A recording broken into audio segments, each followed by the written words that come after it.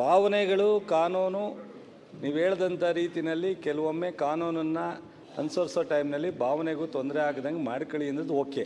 ಆದರೆ ದುರಂತ ಏನಂದರೆ ಅಪೋಸಿಷನ್ ಲೀಡ್ರು ಇವರು ಉಪಮುಖ್ಯಮಂತ್ರಿ ಆಗಿದ್ದವರು, ನಮ್ಮ ಸ್ನೇಹಿತರು, ಕಾನೂನನ್ನು ಬಿಟ್ಟು ನಮ್ಮ ನರೇಂದ್ರ ಸ್ವಾಮಿ ಅವ್ರು ಹೇಳ್ದಂಗೆ ಚರ್ಚೆ ಅದನ್ನು ನೀವು ಹೇಳಿದ ರೀತಿನಲ್ಲಿ ಹೇಳಬೇಕೇ ವಿನ ಅವ್ರು ಹೇಳ್ತಾರೆ ಈ ಕಾಂಗ್ರೆಸ್ನವ್ರು ಬಂದ್ ಮಾಡಿದ್ದಾರೆ, ನಿಮ್ಮ ಸರ್ಕಾರನೂ ಕಾನೂನು ಪಾಲನೆ ಮಾಡಬೇಕು, ನಮ್ಮ ಸರ್ಕಾರನೂ ಪಾಲನೆ ಮಾಡಬೇಕು, ಕೇಂದ್ರ ಸರ್ಕಾರದಲ್ಲಿ ರೂಲೇ ತಂದುಬಿಡ್ಲಿ.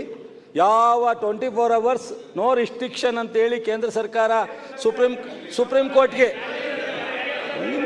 ನಮ್ಮ ಸರ್ಕಾರ ಇರುವಾಗ ಈ ನಿರ್ಬಂಧನೆ ಬಿಡಲಿಲ್ಲ. ನಾವು ರಾಜ್ಯ ಸರ್ಕಾರ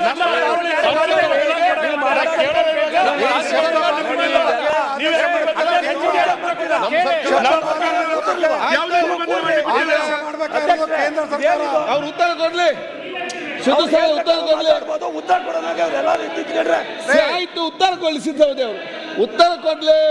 ನೀವು ಉತ್ತರ ಕೊಡೋ ಮುಂಚೆ ಮಾತಾಡ್ತೀನಿ, ಉತ್ತರ ಕಂಪ್ಲೀಟ್ ಆಗಲಿ.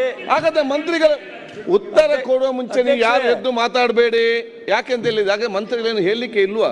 ಎಲ್ಲ ನಿಮ್ಗೆ ಬೇಕು, ಹಾಗೆ ಅವರು ಹೇಳ್ಬೇಕಾ? ಪ್ರತಿಪಕ್ಷದಲ್ಲಿ ಪ್ರತಿಪಕ್ಷ ಕೂತ್ಕೊಂಡು ಏನು ಕೂಡ ಮಾತಾಡ್ಬೋದು, ಎಲ್ಲ ವಿಚಾರ ಹೇಳ್ಬೋದು. ಸರ್ಕಾರ ಉತ್ತರ ಕೊಡುವಾಗ ಅದಕ್ಕೆ ಒಂದು ಸಿಸ್ಟಮ್ಯಾಟಿಕ್ ಉತ್ತರ ಕೊಡಬೇಕಾಗುತ್ತೆ. ಅವ್ರು ಎದ್ದು ಕೆಲವೊಂದು ಶಬ್ದ ಮಾತಾಡೋ ಸಂದರ್ಭದಲ್ಲಿ ನೀವು ಆಗಾಗ ಎದ್ದು ಮಾತಾಡಿದ್ರೆ ಇದೇ ಪರಿಹಾರ ಸಿಕ್ಕಲಿಕ್ಕೆ ಸಾಧ್ಯ ಉಂಟಾ? ಆದ ಕಾರಣ ಕಂಪ್ಲೀಟ್ ಆಗಿ ಉತ್ತರ ಬರಲಿ. ಏನದಕ್ಕೆ ಒಂದು ಬೈಟೆ ಕಂಡು ಹಿಡಿಬಹುದು ಅಥವಾ ಮುಖ್ಯ ಚರ್ಚೆ ಮಾಡಿಕೊಂಡು ಗೃಹ ಸಚಿವ ಚರ್ಚೆ ಮಾಡಿ ಅನ್ನೋದು ಮಾಡ್ಬೋದು.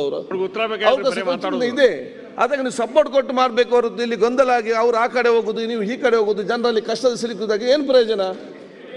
ಸಮಾಧಾನ ಇರಿ. ಮೆಲ್ಲ ತಿಂದರೆ ಮುಳ್ಳನ್ನು ತಿನ್ಬೋದು, ಗಡಿಬಿಡಿ ಮಾಡಿದರೆ ನಿಮಗೆ ಮಾಂಸನ ಕುತ್ಕೊ ತಿನ್ನಲಿಕ್ಕೆ ಆಗೋದಿಲ್ಲ. ಸಮಾಧಾನದ ಎಲ್ಲರೂ ಕೂಡ. ಅಧ್ಯಕ್ಷರೇ, ತಾವು ಸಜೆಸ್ಟ್ ಮಾಡಿದ್ದು ಸೂಕ್ತವಾದಂಥ ರೀತಿಯಲ್ಲಿ ಸಜೆಸ್ಟ್ ಮಾಡಿದ್ರಿ. ನಮ್ಮ ಕಾಮತ್ತವ್ರು ಇರ್ಬೋದು, ನಾವು ಮಾತಾಡ್ತಿದ್ದಂಗೆ ಜಗಳಕ್ಕೆ ಬೀಳ್ತೀವಿ ಅಂತಂದರೆ ನಾವೇನು ಉತ್ತರ ಕೊಡಬೇಕು ಗೊತ್ತಾಗಲ್ಲ. ಮತ್ತು ಅವ್ರು ಮಾತಾಡಿದ ರೀತಿಗಳನ್ನ ನನಗೆ ಅರ್ಥನೇ ಆಗ್ತಾಯಿಲ್ಲ. ಕಾಮತ್ತು ಯಾವ ರೀತಿ ಅವ್ರು ಪ್ರೆಸೆಂಟ್ ಮಾಡಿದ್ರು ಆ ಸಮಸ್ಯೆನ ಅನ್ನೋದನ್ನು ನಾನು ಮತ್ತೆ ರಿಪೀಟ್ ಮಾಡಿದ್ರೆ ಮತ್ತೆ ಎಲ್ಲ ಇದು ಹೇಳ್ತೀರಾ? ಆಯ್ತು, ಮುಂದೆ ಕಾಂಗ್ರೆಸ್ ಸರ್ಕಾರದ ಬಗ್ಗೆ ಬ್ಲೇಮ್ ಮಾಡೋದು, ನಿಮ್ಮ ಸರ್ಕಾರ ಬಂದ ಮೇಲೆ ಇದೆಲ್ಲ ಆಗಿದೆ ಅನ್ನೋದು. ಕಾನೂನು 10 ಗಂಟೆ ಮೇಲೆ ಚುನಾವಣೆ ಕ್ಯಾಂಪೇನ್ ಮಾಡಬಾರ್ದು ಅಂತ ಆಯೋಗ ಇರೋದು.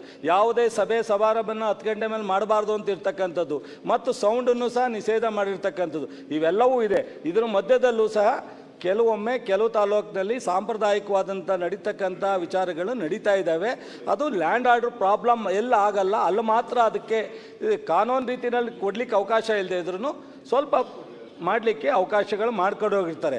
ಬಟ್ ಆದರೆ ಎಲ್ಲರೂ ಒಂದು ಕಡೆ ಘರ್ಷಣೆ ಆಗುತ್ತೆ ಅಥವಾ ಕಾನೂನಿನಲ್ಲಿ ಅಡಚಣೆ ಆಗುತ್ತೆ ಅಥವಾ ಲ್ಯಾಂಡ್ ಆರ್ಡರ್ ಪ್ರಾಬ್ಲಮ್ ಆಗುತ್ತೆ ಅಂದರೆ ಪೊಲೀಸ್ ಇಲಾಖೆಯವರು ಕ್ರಮ ಜರುಗಿಸಲೇಬೇಕಾಗುತ್ತೆ. ಇಲ್ಲದೆ ಇದ್ರೆ ನಾಳೆ ಅವರೇ ಜವಾಬ್ದಾರಿ ಆಗ್ತಾರೆ.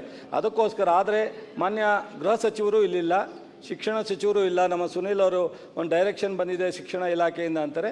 ಇಬ್ಬರತ್ತೂ ಮಾತಾಡಿ ಸಾಂಪ್ರದಾಯಿಕಕ್ಕೂ ತೊಂದರೆ ಆಗದಂಗೆ ಕಾನೂನಿಗೂ ಸಹ ಯಾವುದನ್ನು ಅಡಚಣೆ ಆಗದಂಗೆ ಮಾಡ್ಕೊಂಡು ಹೋಗ್ತಕ್ಕಂಥದ್ದಕ್ಕೆ ಸರ್ಕಾರ ಮಾಡ್ತೀವಿ. ಬಟ್ ಆದರೆ ನೀವು ಈ ಥರದ ನಿಲುವಿಗೆ ಬರ್ತಕ್ಕಂಥ ಸೂಕ್ತ ಅಲ್ಲ.